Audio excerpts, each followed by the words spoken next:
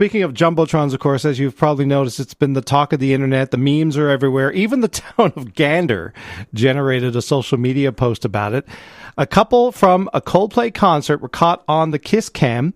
They apparently were caught in an inappropriate embrace due to the fact that their marital and work status was a bit complicated. Now, while the situation has become a bit of a public joke, what isn't a joke is the technology that made it so available to the rest of us to see. Normally, we'd never know this happened. And when we go to a public event and end up on a big screen, what are we actually opening ourselves up to? It's been a while since he visited, but our tech guy is Kevin Andrews. He's dropping by this morning to talk about how this viral moment has happened. Kevin, good morning, and maybe it's a good thing we're not on cameras today? Exactly, yeah, thank God for that. I get the feeling that this story is proof, if proof were needed, that society really does thrive on the misfortune of others. What do you make of how this seemingly innocuous story suddenly is everywhere with all kinds of variations on the image?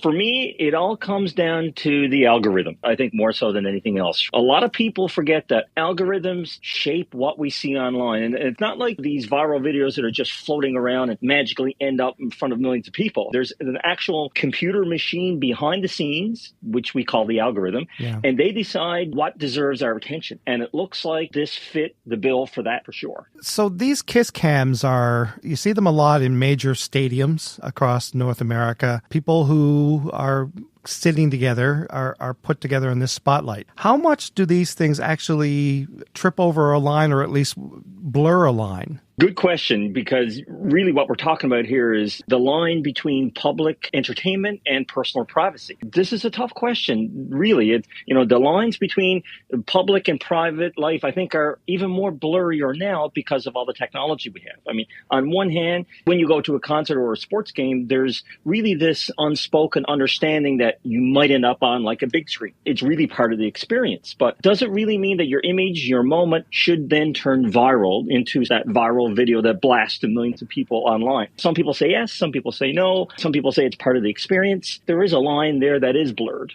The other side of that, though, Kevin, I don't know if you've experienced this, where you go to some of these stadiums and they have the lookalike cam, and that's because the stadium is scanning your faces as you walk in the door. AI is so good at facial detection that they're scanning everybody's faces and looking then to make light of it sometimes too. So maybe there should be some type of an agreement. If you don't want to be shown on the jumbo cam, then you sign a waiver. But obviously, I don't think companies are really vying for that.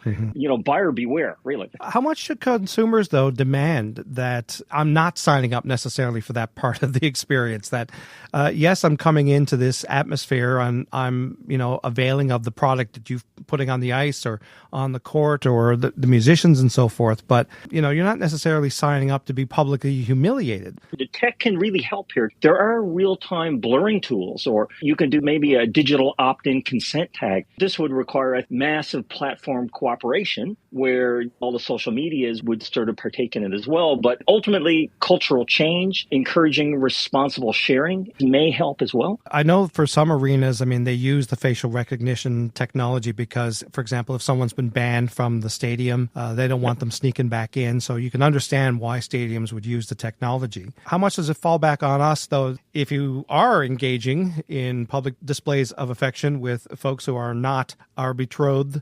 You need to keep your head down when you're in these public spaces. Most people don't think of that when going to a game or a concert. A lot of companies use that to engage the people within the concert itself.